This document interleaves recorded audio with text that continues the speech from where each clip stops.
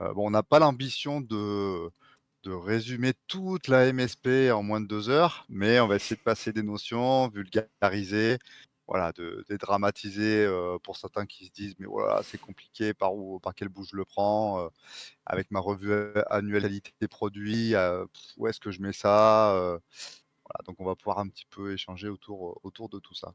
Pour expliquer qu'est-ce que la capabilité, d'un procédé, en fait, c'est tout simple. C'est, l'aptitude à répondre à un client. C'est-à-dire qu'un client a un besoin. Donc là, en l'occurrence, sur cet exemple-là, je commande un garage et j'aimerais bien pouvoir rentrer ma voiture à l'intérieur. Donc du coup, on a tous, je pense, le permis de conduire, ou au moins on est tous déjà montés dans une voiture et en fait, c'est bien que la voiture, soit pas trop large. On va dire qu'elle rentre, bien dans le garage. Mais qu'elle rentre non plus pas avec trop d'aisance, parce que s'il faut construire un garage qui fait, 3 ou 4 fois la largeur de la voiture pour être sûr de rentrer dedans, ça va nous coûter cher, au niveau de construction du garage.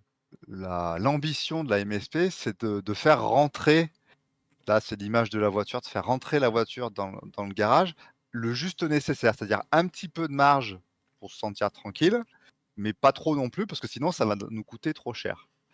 Et ce petit bout de marge en fait, qu'on peut définir, c'est en gros, c'est, les exigences limites, hein, et on a au milieu de ça la voix du client, comme c'est écrit sur la slide. Et en fait, quand on peut poursuivre cette image, et vous pouvez, la prochaine fois que vous rentrez votre voiture au garage, essayer un petit test. Vous mesurez votre garage à l'aide d'un mètre et puis vous mettez au milieu, un objet, un cône, un plot, que sais-je, vous mettez un petit repère et puis vous essayez de caler le milieu de votre capot, d'accord? Vous prenez le milieu de votre voiture et vous essayez de caler pile poil le milieu de votre capot avec cette quille qui est au milieu du garage, d'accord? Alors les très, très bons, ils vont y arriver quasiment tout le temps, mais il faut être super fort, d'accord? Et puis, ce qu'on va voir, c'est que dans la majorité des cas, on va un petit peu dévier par rapport à cette cible. Un coup, on va être un petit peu à gauche, un coup, on va être un petit peu à droite, d'accord? Mais sans jamais racler les murs, que c'est l'objectif. Voilà. Et ça, c'est le but, c'est d'y arriver, le matin comme le soir, bourré comme pas bourré, les yeux fermés et pas les yeux Oups. fermés. Attention bourré, on rentre juste la voiture dans le garage, hein, on la sort pas du jardin. Oui, c'est ça. Qu'il faut essayer d'anticiper un petit peu toutes les options possibles. Et la maîtrise statistique des process, c'est ça, c'est essayer de faire en sorte de quantifier des choses pour se dire: je suis serein, je sais que, d'un point de vue probabilité, j'ai beaucoup de chance de tomber presque, à chaque fois, sur l'alignement entre mon capot et la quille et de pas trop en dévier. Petit rappel sur les précédents lives, il y a deux composantes intéressantes quand on a de la mesure, c'est la moyenne, d'accord? Mais la moyenne en tant que telle, c'est ce qu'on avait dit la dernière fois, ça veut pas dire grand-chose. Si je prends une classe d'élèves et que la moyenne est à 10, et que tous les élèves ont 10 ou qu'on a des élèves entre 0 et 20, la moyenne est la même et pour autant, dans une des 2 classes, j'ai du 0 et j'ai du 20, alors que l'autre, j'ai tout le temps du 10. Donc la moyenne et ce qu'on appelle l'écart type, la déviation standard, hein, qui est quand on a une gaussienne, on va revenir un petit peu là-dessus, mais qui est la largeur de la gaussienne, donc la largeur de la «dispersion» entre guillemets. Et effectivement, cette largeur, elle est caractérisée par le sigma que vient de dire Florian, et on peut avoir quelque chose à 1 sigma qui va être plutôt comme ça, 2 sigma, 3 sigma, 4 sigma, 5 sigma et 6 sigma, d'avoir quelque chose d'assez en fait, d'assez serré, d'accord? Et on considère que le 6 sigma est un bon compromis, en fait, c'est pas trop, pas trop. C'est un bon compromis pour avoir quand même des défauts, parce que le 0 défaut n'existe pas. On tend toujours vers, mais il est considéré comme optimal. Voilà, c'est-à-dire que je vais pas trop dépenser et j'ai quand même de la bonne maîtrise. Alors c'est 6 sigma d'un côté, 6 sigma de l'autre, hein. Souvent il y a confusion. C'est bien plus ou moins 6 sigma, hein, OK? C'est pas 3 et 3, c'est 6 et 6. Voilà. Et Donc quand Ah c'est oui, ça c'est ce vrai, qui non, c'est vrai que tu fais bien de le dire, j'avoue que ouais, comme ça, moi, j'aurais fait 3-3, tu vois? Je J'avais cette terreur-là en tête. et on peut peut-être préciser, corrige-moi Damien si je me trompe, mais quand on parle de 6 sigma, parce que c'est pas forcément évident pour tout le monde, ça veut dire que vous prenez votre moyenne, votre écart type, dont tu as parlé Damien tout à l'heure, vous faites moyenne plus 6 fois votre écart type, moyenne moins 6 fois votre écart type, et il faut que les valeurs que vous obtenez soient comprises dans vos limites de tolérance en fait. C'est bien ça Damien? exactement. Ouais, c'est bien ça. Ouais, et on se prend un tout petit peu de marge, on verra le petit exemple après, mais dans l'esprit, c'est exactement ça. C'est de se dire, au pire du pire des cas, eh ben, en fait, je suis encore bon. Parce qu'on a vu dans le live précédent que la loi normale, c'est une loi de probabilité. Mmh. D'accord? Et donc la probabilité que j'ai la moyenne est très élevée, c'est la courbe en cloche. Et la probabilité d'obtenir les extrêmes, le bas de la cloche, est bien entendu plus faible que d'obtenir une valeur proche de la moyenne. Voilà.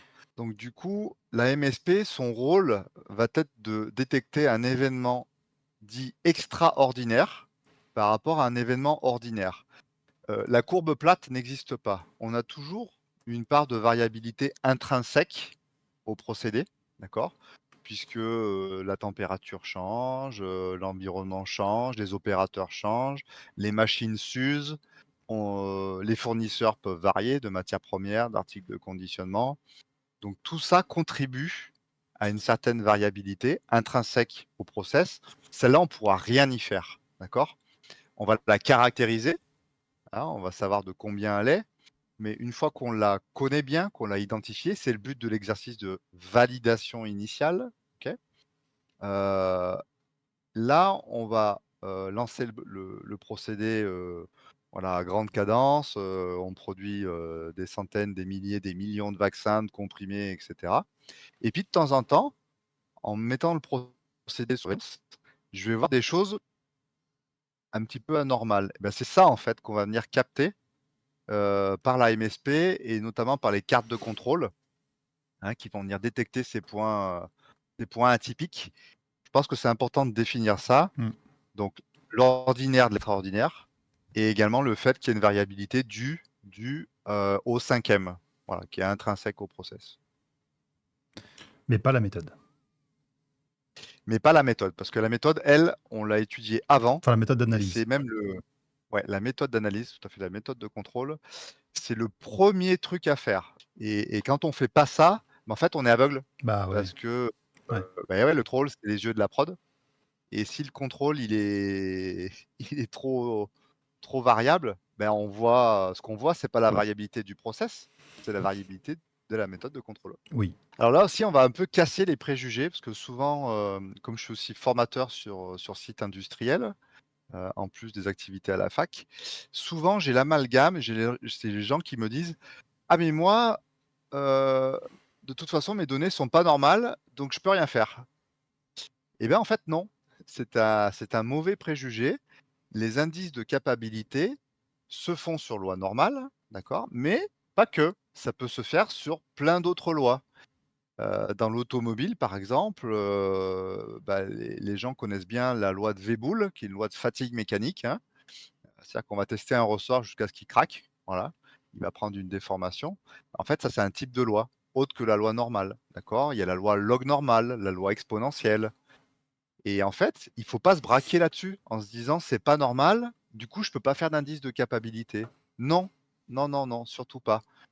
Si c'est une loi normale, on va dire que c'est la voie, royale, la voie classique, parce que toute distribution, si elle suit un phénomène aléatoire, sans qu'il y ait de dépendance entre les différents facteurs, doit suivre une loi normale. OK? Donc c'est pour ça qu'on fait ces fameux tests de normalité, qu'on a vu un petit peu dans le précédent live. Mais c'est pas la cata si je suis, décentré gauche, décentré droite, ou si au contraire on a ce qu'on appelle des formes leptocurtiques. C'est-à-dire que ça fait quelque chose comme ça là, une grosse pointe, tac.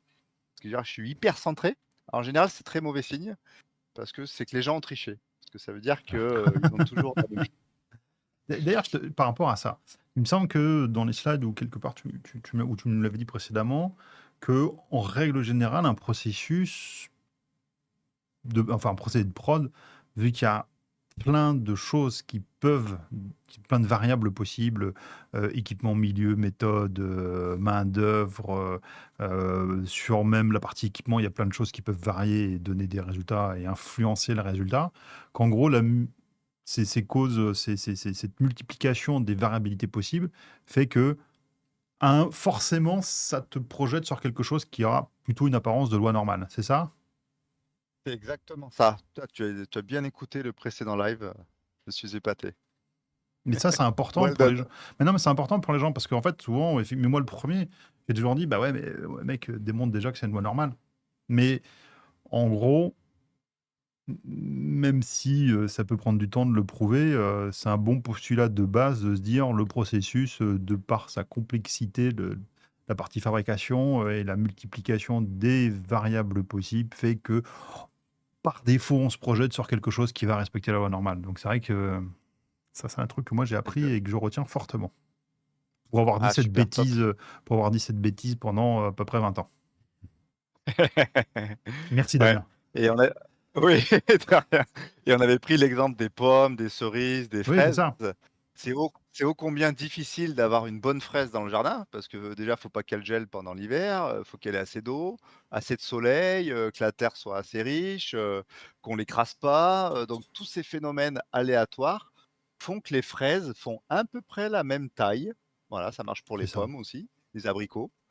Heu et la nature faisant bien les choses, la nature faisant les choses naturelles, normales, donc on peut retenir ça comme ça, que tout phénomène aléatoire n'ayant pas de facteurs dépendants les uns des autres, fait que ça doit être normal. Très, très important, le fameux Y égale f de x. Donc je tolérance mes X pour maîtriser mon Y. Alors, je tolérance mes X pour maîtriser mon Y. Ça veut dire quoi? En fait, mes X, c'est mes CPP, hein, les Critical Process Parameters. C'est avec ça que je vais jouer sur mon équipement pour sortir mon produit, d'accord? Et c'est ça que je tolérance, une vitesse min, une vitesse max, d'accord? Pour faire en sorte d'avoir le bon produit à la fin. Et mon bon produit, lui, il est caractérisé par des CQA, les Critical Quality Attributes, c'est mes Y. D'accord? Donc CQA égale fonction de CPP plus des epsilon, des choses qu'on ne peut pas maîtriser ou qu'on s'attache à maîtriser, mais une fois qu'on est solide sur les appuis, sur le YF de X. Et donc du coup, Je rappelle j'ai que tu aimes bien cette ouais, expression en tant que rugbyman. exactement. Et donc du coup, j'ai des données d'entrée, c'est mes matières premières. J'ai des facteurs contrôlables, OK, le volant de ma voiture, pour prendre l'image de la voiture. Et j'ai des facteurs non contrôlables, la météo, voilà, la pluie. Et j'ai une sortie, c'est mon produit. Donc du coup, c'est mon Y, d'accord? Et c'est comme ça, c'est en maîtrisant mes X que je réussis à maîtriser mes Y. Et un calcul d'indice de capacité. Question pour Florian, allez, je me lance. Vas-y, j'écoute. Est-ce qu'il se fait est-ce qu'il se fait sur les Y, l'indice de capacité, ou est-ce qu'il se fait plutôt sur les X? Il va se faire sur les Y. Bonne réponse. On ne fait J'ai pas trouvé. jamais de calcul et on n'avait pas révisé en plus. Et souvent, j'ai la question en formation en me disant: «Ah mais est-ce qu'on fait les indices de capacité sur les du coup, sur les X, les CPP ou sur les Y?» Ben non! En fait, alors la question, je peux comprendre quand on est novice, mais ça fait pas sens, en fait. Qu'importe, en fait, ma valeur de la vitesse d'agitation de mon mélangeur, de mon four ou Oui, que sais-je. ce que tu Ce veux, qui c'est que ton résultat il soit dans la norme et répétable, quoi. Exactement. En gros, je me fous de comment je fabrique ma voiture. Dans la mesure où ma voiture rentre dans le garage et fait la bonne largeur, ça me va. Donc ce que je contrôle, c'est la largeur de ma voiture et la largeur de mon garage. Qu'importe comment je le alors qu'importe, oui et non, hein, faut quand même les maîtriser, mais c'est pas là-dessus qu'on fait les indices de capacité. Donc voilà pour ces quelques bases de rappel et qui nous semblaient importants.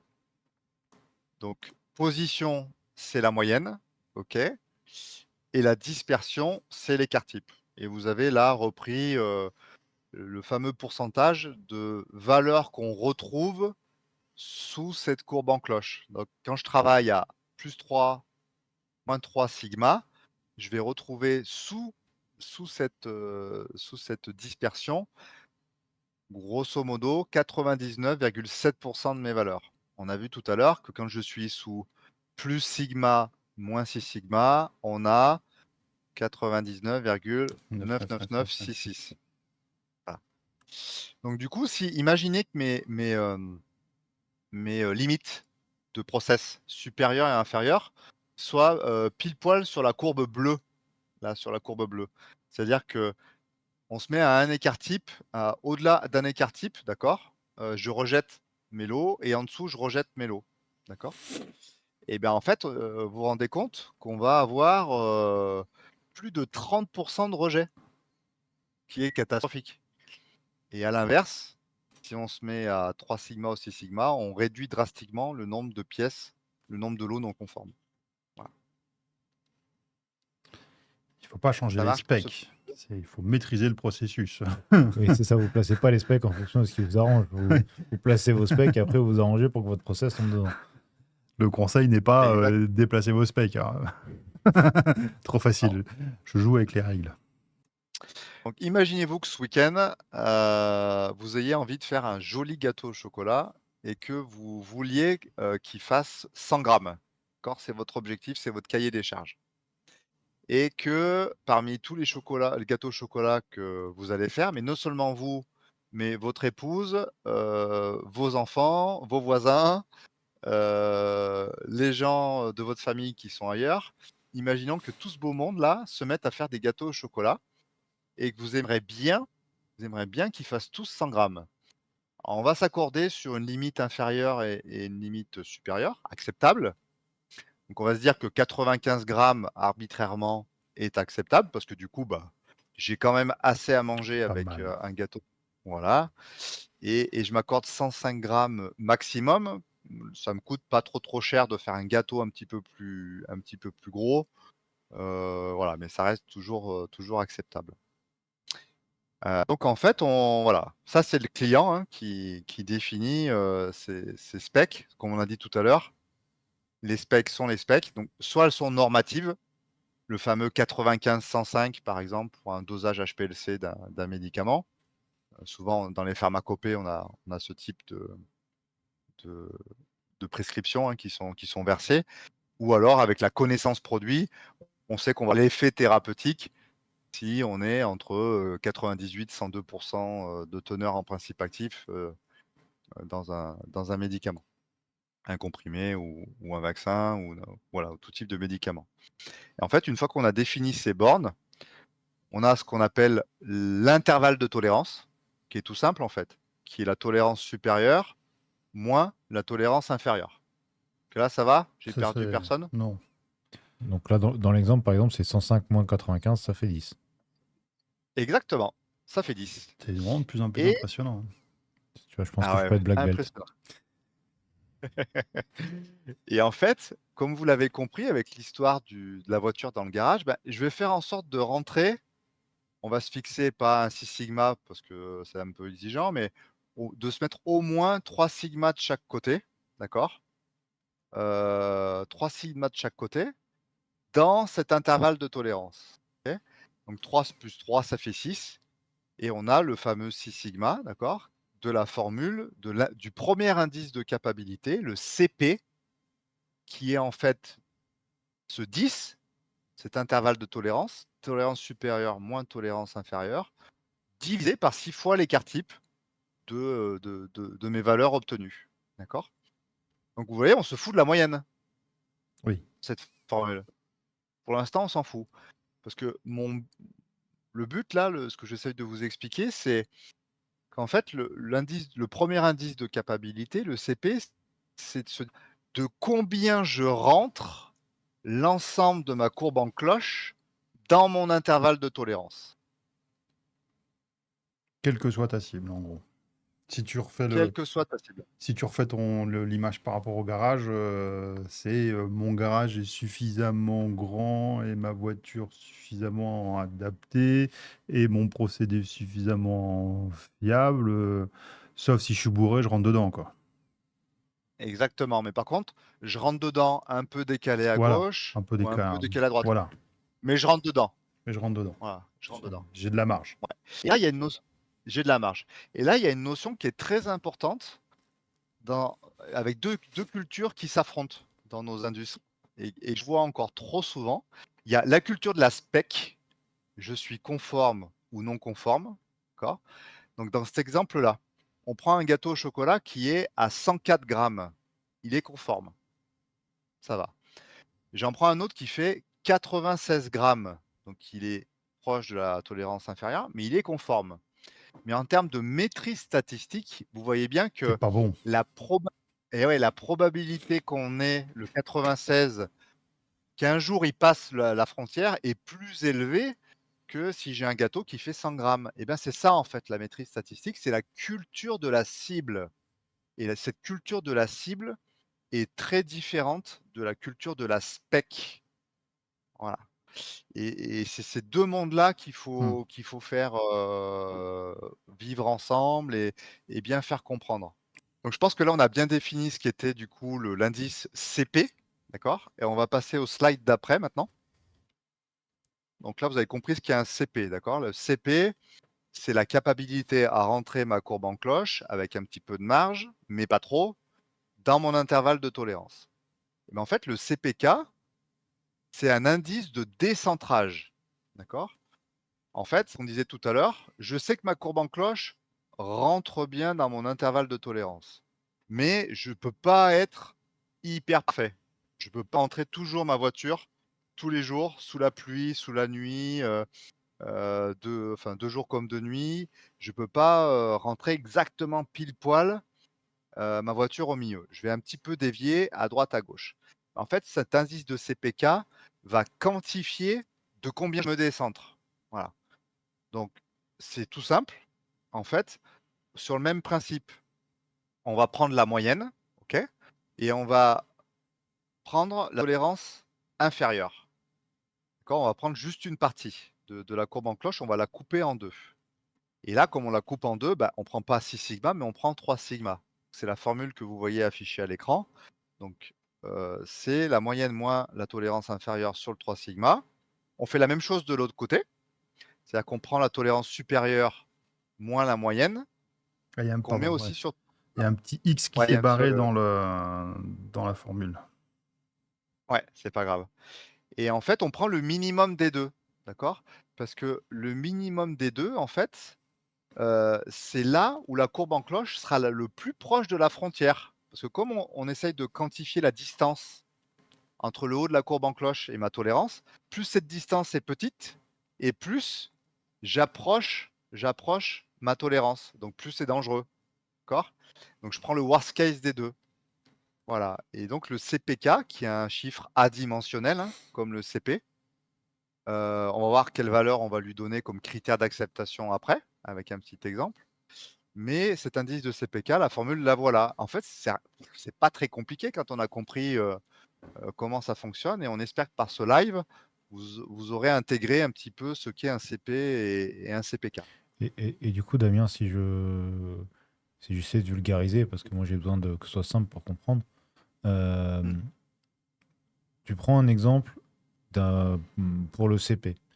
Une courbe qui serait décentrée vers l'une des deux limites, mais qui serait hyper verticale, avec très peu de dispersion. Elle aurait un bon CP. Par contre, elle n'est pas centrée du tout. À l'inverse, une courbe qui serait giga centrée, mais très très élargie, qui se rapproche quasiment des limites, elle aurait un bon CPK, mais un mauvais CP, c'est ça? Oui, alors pas si bon que ça, mais tout à fait. Mais dans l'esprit, c'est exactement ça, Florian. Tu as tout compris l'esprit des deux indices. Ok, parfait. Merci Damien. Ouais. Et du coup, donc ça, ce qu'on a dit tout à l'heure, ces indices de CP, CPK, c'est les critères d'acceptation de mon exercice de validation Et donc, initiale. et donc il faut les deux qui soient corrects, on va dire. Correct, ouais. Et Tu, on tu va peux pas, définir tout à l'heure. tu peux pas te satisfaire d'un seul. Non, tu peux pas te satisfaire d'un seul pour la raison et l'exemple d'expliquer. Ouais. Donc, juste, ouais, on Donc, redit, hein, sur la formule, il y a un petit X qui s'est barré. Donc, c'est CPK égale TS, donc la norme supérieure moins la moyenne, divisé par 3 d'écart type. Il y a le petit X, la moyenne qui s'est barré. Et l'autre calcul, c'est la moyenne moins la tolérance inférieure, divisé par 3 sigma. En fait, c'est la même formule, mais d'un côté, vous prenez la tolérance supérieure, de l'autre, la tolérance Voilà, inférieure. Et vous prenez la valeur absolue à chaque fois, en fait. valeur absolue, tout à fait. Et ouais. Parce que l'idée derrière tout ça, ce que j'aime bien expliquer pour donner un peu du sens, en général, on retient mieux les formules mathématiques, c'est de calculer la distance qu'a la moyenne par rapport à la zone rouge, c'est-à-dire à la zone où je vais tomber dans beaucoup de défauts. C'est cette distance, en fait, qu'on quantifie. Ouais. Donc, en fait, le CP et le CPK, ce sont des indices de capacité en validation initiale. OK? Par contre, on a bien dit tout à l'heure qu'en valide initiale, en général sur 3 lots, on capte la variabilité sur un instant T, qui est assez court, c'est que 3 lots. Si j'en fabrique, je sais pas moi, 1000 lots par an, bah, si j'en prends que 3, OK, je vais avoir une bonne idée, mais c'est quand même pas le top du top. Et donc du coup, je vais continuer à mesurer ces indices de CP et de CPK, d'accord, tout au long de l'année, d'accord? Et c'est ça la CPV. Et au fur et à mesure que j'accumule cette donnée, d'accord, bah, je vais avoir ce qu'on appelle une performance du procédé, un PP, performance du procédé, qui est un CP, mais fait sur une période de temps plus grande. Et le PPK, c'est le pendant du CPK en valide initial, c'est le décentrage de mon process pris par exemple sur une année au lieu de le faire que sur une semaine pendant mon exercice de validation.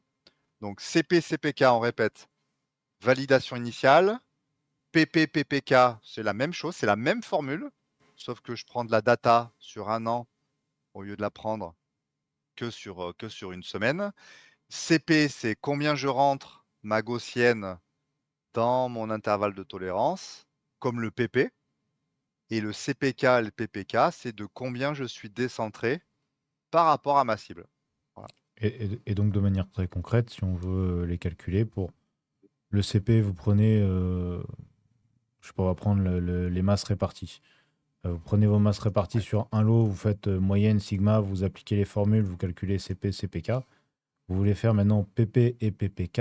Vous prenez toutes vos valeurs de masse réparties sur l'année et vous considérez que c'est une seule et même population. Et donc, vous faites la moyenne de l'intégralité des valeurs de votre lot, c'est ça? C'est ça. Ok, parfait. Ouais, les formules sont exactement les mêmes. Ce qui change, c'est ce qu'on donne à manger en fait à la formule, tout C'est la simplement. population de l'échantillon, en fait.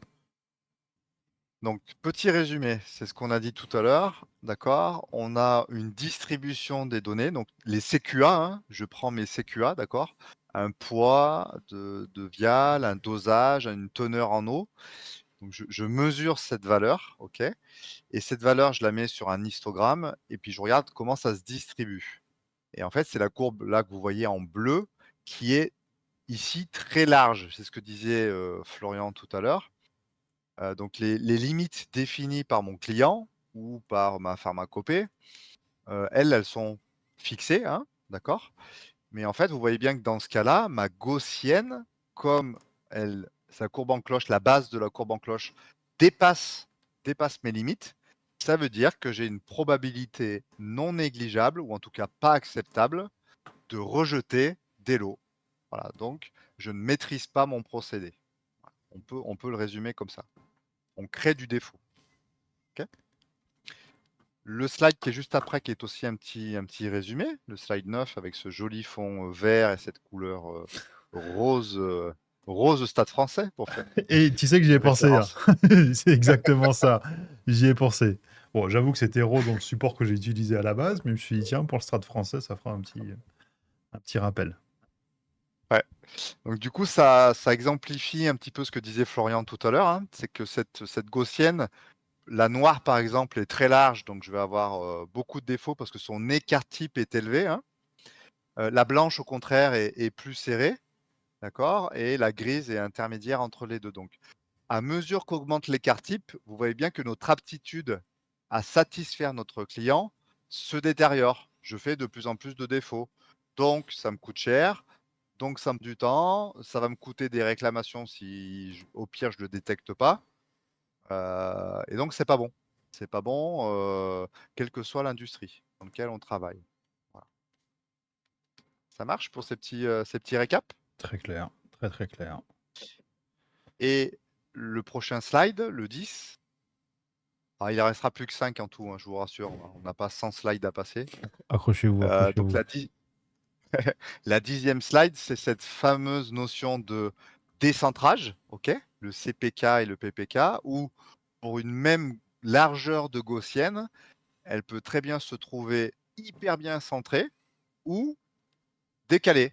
Voilà. Et donc c'est pour ça qu'il faut 2 indices de capabilité, le CP et le CPK. Donc, dans le cas de figure du processus décentré, vous oubliez pas, vous changez vos specs. C'est ça, c'est exactement ça. J'ai le droit de le dire, ça ou pas? Non, Ludo. Non? Non, si c'est ça les solutions que propose QP Pharma, on va Non. pas avoir beaucoup de boulot. Ou si, mais que tu sais, des directeurs financiers, Ouais. tu sais, genre, Ouais, ouais. Le but du Six Sigma, c'est ça, c'est de réduire cette variabilité. Non, non, mais si j'arrive à démontrer que je maîtrise très, très, très bien mon process et que du coup, ma variabilité est extrêmement faible, et je reviens sur le slide que tu avais là, est-ce que tu peux volontairement décentrer ton processus pour qu'il te coûte moins cher, par exemple, pour qu'il soit plus performant, pour qu'il soit plus proche d'une tolérance inférieure ou supérieure, parce que tu as une tolérance que tu préfères par rapport à l'autre, parce que il y en a une, c'est un défaut majeur, alors que l'autre, ça va être un défaut critique. Toi, est-ce que c'est quelque chose qu'on pourrait envisager si vraiment on maîtrise très très bien notre processus et aller flirter à gauche ou à droite? Qu'est-ce que t'en penses? Ouais, ouais, ça peut s'envisager, je suis d'accord avec toi, sachant que c'est pas des phénomènes, statiques, c'est dynamique et ça fait une très belle transition sur la slide d'après. C'est que tu sais que ça va bouger, en fait. Hop, mets la slide d'après. Donc faut pas trop non plus, être tenté par le diable, j'ai envie de dire parce que tu sais que ça va bouger Ouais, de plus ou moins 1,5 sigma. Donc à vouloir chercher à optimiser, comme on dit, le mieux est l'ennemi du bien. Ça te risque de coûter plus cher que, tu vois, de pas faire, l'effort de décentrer volontairement ton process pour gagner quelques sous, tu vois? Parce que tu risques, en fait, en faisant ça, à tu borderline, quoi, tu vois? Tu prends le risque, entre guillemets, de un jour pouvoir déborder, quoi. Voilà. exactement. Parce que je vois la réponse, je vois la réponse, je vois le commentaire de Christophe dans le chat. On a connu des gens qui ont tenté. Mais donc pour ceux qui se laisseraient tenter par ça, vaut mieux qu'ils soient très solides derrière sur le suivi enfin sur le suivi continuel du procédé pour détecter au plus tôt la dérive et y remédier avant que ce soit trop tard, quoi. Exactement. S'il y a une slide à retenir, c'est peut-être celle-là. The slide. OK. Alors cette slide, ce qui est important, on l'a pas mis là sur, la presse, mais on va le dire à l'oral et on pourra le rajouter. Faut citer la source, Oui. c'est important. Alors on a en France la chance d'avoir quelques sommités en maîtrise statistique des procédés et l'une d'elles est monsieur Maurice Pillet, qui travaille à l'université d'Annecy, qui a créé sa société qui s'appelle Elistat et qui a été formé par Taguchi au Japon. Et qui fait plein de conférences, depuis des années et qui a formé plein de gens à la MSP, que ce soit, l'automobile, l'agroalimentaire, le pharma, hein, parce que le pharma, il y a pas que dans le pharma qu'il y a de la MSP et ça ne vient pas à l'origine de la pharma, mais ça vient plutôt, comme on l'a dit tout à l'heure, de l'électronique avec Motorola. Et ça a été le relais a été pris ensuite, pour faire un petit peu d'historique par, Jack Welch, le président, le PDG de General Electric pendant 20 ans. En fait, de 81 à 2001, ce bonhomme a dirigé General Electric et il est connu comme le pape du Six Sigma parce qu'il l'a rendu populaire. Parce qu'il disait à la cour de bourse, aux États-Unis que si sa boîte, avait une forte croissance, c'était grâce au Six Sigma. Alors personne ne comprenait rien, mais tout le monde s'y intéressait parce que, voulait avoir de la forte croissance. Voilà. Donc Jack Welch est mort en 2020, mais il a largement contribué à répandre cette maîtrise-là. Et tout ça, ça vient du Japon aussi, hein, avec le Toyota Production System. Et Monsieur Maurice Pillet est issu aussi de cette culture-là. Et il a sorti ce principe-là, ce graphique-là que je trouve superbe. C'est pour ça que je me permets de le reprendre ici dans ce live. Le principe des chutes de capacité. C'est ce qu'on disait tout à l'heure. En fait, vous avez ici intrinsèquement, d'accord, qu'est-ce qui va se passer même si on fait hyper bien les choses, d'accord? Si on est très méticuleux, quoi qu'il arrive, quand on va passer de la méthode de contrôle à la machine, au procédé court terme, au procédé long terme, on va perdre de l'indice de capacité. Donc ce qui est important, c'est qu'à la fin, on arrive à rentrer la voiture dans le garage. Et pour ce faire, il faut que le PP, d'accord? Le PP au bout d'un an, fasse que la voiture rentre dans le garage. Mais pour ça, il y a des prérequis à avoir. Donc on va le remonter à l'envers si vous le voulez bien. Pour être bon en CPV, donc en MSP, il faut déjà qu'on s'assure d'être bon en validation initiale. Si on n'est pas bon déjà sur le CP, le CPK, ça sert à rien d'y aller. Ok. Donc du coup, Après, si on n'est pas bon au début et que ça dérive au cours du temps, on va peut-être finir par être bon. C'est notre stratégie, ça, non? Ouais, c'est un coup de poker. ouais. Et tu sais, dans la probabilité, on a le droit d'avoir de la chance. Hein. C'est vrai. Ouais. Mais dans le mot MSP, il y a quand même maîtrise. Ah, ok, c'est ça Pas le faux. problème. C'est pas faux. Ouais, dommage.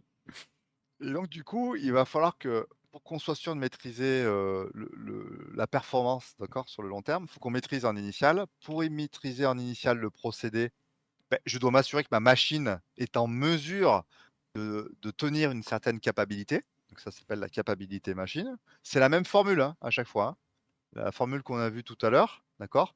TS.TI sur 6 sigma, elle ne bouge pas. C'est juste les valeurs que j'injecte dans la formule qui sont différentes. Et donc, une capacité machine, ça se calcule. Et avant de faire ma capacité machine, je dois faire la capacité de mon moyen de contrôle. Alors, je pense que c'est clair, non, sur la cascade avant de partir sur les critères d'acceptation. Est-ce que vous avez des questions? Non, bah, il y a Phil qui dit si c'est Pépé qui rentre la voiture dans le garage, il risque d'accrocher. C'est pas faux. Ça, c'est un peu de l'agisme, mais bon, on accepte, on accepte. Et il y a Dolu Dijon qui dit au pire, tu changeras les tolérances. Ah, mais Ok, Dolly Dijon, il n'est pas toujours très pertinent, moi, je trouve. Non, non, c'est Et clair. donc, du coup, Ouais, c'est c'est clair. clair? Ouais. Ouais, ouais, vas-y, continue. Ouais. Et souvent, on a ce chiffre 1,33 qui Oui, revient. Peut-être que vous l'avez vu souvent. Ouais, vous l'avez souvent. vu Ouais. tous les deux? Oui. Oui. Et bien, ce soir, on a l'ambition de vous expliquer d'où vient le 1,33. Oula. Quand tu En dis nous, c'est toi, hein, exclusivité. on va être clair. Oui, Hein. oui, oui. Moi, je me lance pas là-dedans. Hein, Eh ben, moi, je vais le faire, ouais, je vais le faire et mon ambition, c'est que vous le reteniez à vie, et que ce soit très clair. Mais pour ça, on va le faire avec un cas très simple. Donc, supposons, vous allez comprendre dans 5 minutes, d'où vient le 1,33. Donc, supposons que vous ayez compris et qu'en fait, on se dit que mon Graal, c'est d'avoir un CP un PP, C et un PPK supérieur à 1,33. Et ben, pour ce faire, à votre avis, à combien on doit être en validation initiale? Allez, je lance le sondage. À combien doit être Euh, le critère d'acceptation, voilà, du CP pour avoir un PP à 1,33? C'est 1,67 que vous avez peut-être déjà entendu, ce fameux 1,67 ou Oui. pas? Ouais, 1,67, ça vous parle? Le 1,67, là, il est en train de me parler, oui. Moi, non, c'est vraiment du bol que Ah, j'ai eu. Et il y a la cabane de bon, l'Islandais qui dit vous pouvez répéter la question. Voilà, comme ça, on les a tous fait. Laisse tomber, retiens que j'avais raison, et puis comme ça, c'est réglé. Non, le c'est ça. 1,67 me parle. Vas-y, vas-y. Ouais, donc souvent on vise en CP un 1,67 pour pouvoir être à 1,33 au bout d'un an. Voilà. Si on est à 1,33, c'est bien, plutôt pas mal, mais on peut faire mieux. 1,67, c'est mieux. Donc du coup, la question que je vais vous poser juste après, c'est à combien doit être ma capacité machine si je veux avoir un CP autour de 1,67 en validation initiale?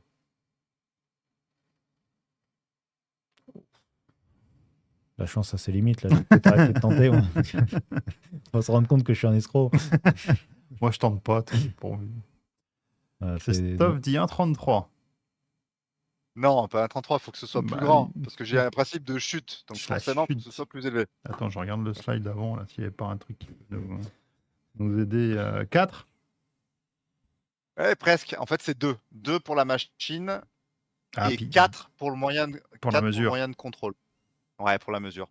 Donc en fait, le premier truc à faire, je fais une MSA, et on pourra peut-être faire un live sur la MSA et la Gauge Arena pour savoir comment on fait ce bazar-là. Bon, en fait, c'est très simple, hein. Mais par une petite étude, je vais définir le capabilité de mon moyen de contrôle. C'est la même formule, hein, d'accord? La formule, on le répète, ne change pas. C'est juste les données que j'injecte dans Minitab qui changent. Et si j'ai pas 4 qui me sort par le calcul, j'arrête. Je ne continue pas parce que je vais droit dans le mur. Ok. Et ouais. Pourquoi je vais droit dans le mur? Regardez les petites figurines bleu ciel sur ce magnifique slide rose et vert turquoise. Vous avez cette fameuse gaussienne. Et en fait, si la gaussienne au départ est trop large, Je pense que ben en fait, Sur quel slide, Damien? excuse-moi, sur la 13. La c'est celle avec 13. les 4 graphiques. Ouais, c'est là avec les chutes. Voilà. Hop. Hop. Ouais. Donc en fait, si vous commencez avec la capacité du moyen de contrôle tout en haut à gauche, si vous commencez avec une gaussienne bleue qui est trop large, vous allez être aveuglé par votre méthode de contrôle. Parce qu'en fait, vous allez prendre que de la variabilité avec votre machine. Vous allez reprendre de la variabilité quand vous allez ajouter la matière, la main-d'œuvre, le milieu. Donc ça va s'élargir encore. Et ça va s'élargir encore, voire se décentrer quand vous allez le faire au bout d'une année, ce qui est la MSP. Donc du coup, il faut être le moins dispersé possible sur mon moyen de contrôle en lui-même. Voilà, comme c'est marqué sur le graphique, il faut être très très fin au niveau de ta gaussienne, au regard de tes tolérances, hein, bien entendu, parce que vous avez vu que l'écart des barres rouges, lui, ne change pas. Ah D'accord? Mes bon? specs, ce sont mes... Ah Voilà. bon? Pardon, Bolu Dijon, mais Vraiment, Dolly Ouais. Dijon, quel diable. Mais par contre, au fur et à mesure que je descends dans mon principe de chute de capacité, la part de variabilité que prend la somme de ma méthode de contrôle et de mon process en lui-même, lui augmente. Donc du coup, si je pars d'une base trop large, je vais droit dans le mur. Non, regardez, on va prendre un exemple tout bête. On va supposer que mon intervalle de tolérance, donc la différence entre ma limite supérieure et ma limite inférieure, est de 100. Ok, c'est un postulat complètement arbitraire. Donc ça, c'est 100. Et on a dit que les petits bonhommes là du 6 sigma, ils vont pour resserrer au maximum la gaussienne. Et en fait, ce qu'on admet comme acceptable, c'est une marge de 12,5% à gauche et à droite. C'est-à-dire que entre ma spec et la valeur la moins probable, d'accord, sortie de ma courbe en cloche, ben, je prends quand même une marge de 12,5. C'est-à-dire que je ne la mets pas pile poil sur ma tolérance, d'accord? Je prends cette petite marge. Eh bien, on va faire un petit calcul ensemble. Vous allez prendre vos calculettes là. Vous en avez là, Florian? Ou moi j'ai mis bien la sûr. formule. Moi, j'ai plus de calculette parce Hein? que je te rappelle que ma calculette, elle est là. Elle est là. Hein, C'est vrai. c'est ton Discord, ma calculette. C'est vrai. Puis moi, j'en ai pas besoin. Vas-y, on voit le calcul, on va s'en sortir. Ah, Allez, on vas-y. envoie le calcul. Ouais, allez, rappelez-vous de la formule du CP. Allez, qui c'est qui la sort? En CP, c'est quoi? C'est l'étape de multiplication qu'on apprend en CP? C'est ça aussi. Non, je ne triche pas, je ne triche pas. Est-ce que dans le chat, on en a ou pas?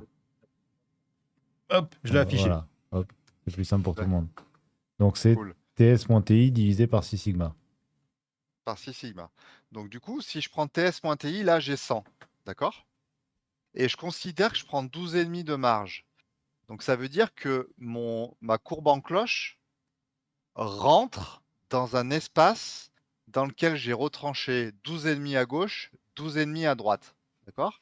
Donc Qui est le 25. state of the art. Voilà, donc ça fait 25. Donc du coup, 100 moins 25, ça fait 75. voilà, donc on Je t'avais estime dit que qu'on ma n'avait pas courbe besoin de en cloche calculette. C'est on vrai. estime que ma courbe en cloche rentre dans un espace de 75 sur 100. Mais maintenant, faites 100 divisé par 75, qui en 1,33. fait, eh ben voilà, 1,33. Donc c'est pour ça qu'on a ce fameux 1,33 Ok. voilà, qui correspond en d'autres termes à avoir une marge de 12,5%, 25 au global. Ça peut être 10 d'un côté, 15 de l'autre, si on est un petit peu décentré, d'accord? Mais d'avoir 25% de marge avant que ma voiture racle les bords de mon garage. Voilà. C'est ce qu'on considère acceptable. Ni trop peu, mais assez quand même. Et donc Phil nous le dit un peu autrement. Il dit limite supérieure moins limite inférieure sur 6. Donc ça, c'est la formule. Et ensuite, il ajoute 8 fois 12,5 égale 100, donc 1 sigma de marge. Si je comprends bien ce qu'il veut dire, c'est que si tu rentres ton processus dans 6 sigma, que tu en rajoutes un de chaque côté, ça fait 8. Mm. Et donc, si ton processus rentre toujours dans les 6 sigma, donc dans les 75%, en rajoutant 12,5 de chaque côté, tu rajoutes l'équivalent de 1 sigma de plus, qui sert en fait de tampon entre la limite la moins probable de tes valeurs et en fait ce que tu es prêt à accepter. C'est ça. Et Mais, comme on sait mais qu'on va c'est dévier avec de ou sans les 1,5, rétros? ouais, c'est Est-ce que ça. c'est Pépé qui conduit? Et si c'est Pépé qui conduit? Attends, est-ce que On je est suis mal. bourré? J'arrive plus à suivre. Ouais. Non mais ok, ça, c'est effectivement, c'est beaucoup plus clair. Il y a Christophe qui dit C'est plus magnifique, clair? magnifique la démonstration de Damien, franchement.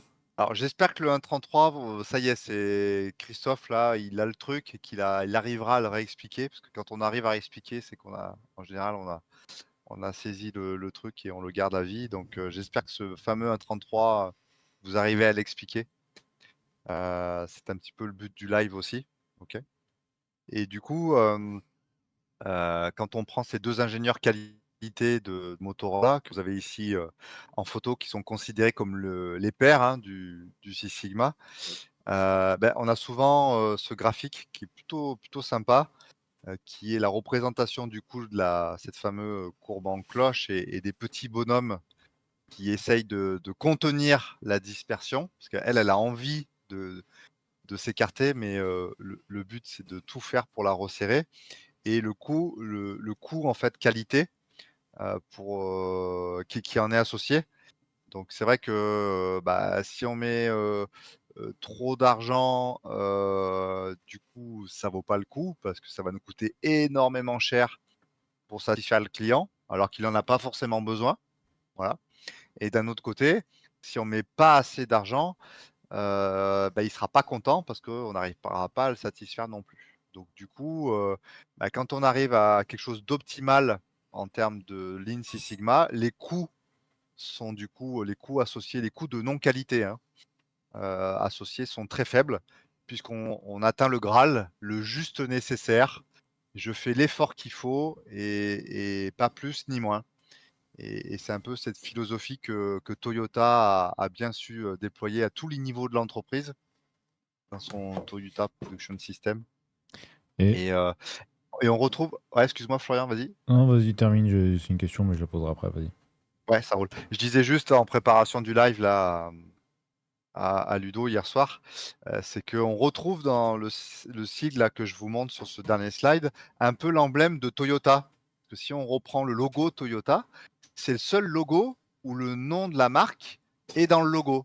Parce que du coup, dans Toyota, il y a le T, il y a le O, il y a le Y, d'accord? Et on retrouve à nouveau le O, le T et le A. Et ça reprend un peu cette forme-là, en fait, de la courbe en cloche et de la Ouais, c'est vrai. du coût non qualité. Voilà. Donc la prochaine fois que vous voyez le logo Toyota dans les bouchons devant vous, vous penserez au CP, CPK et au live de QP Pharma.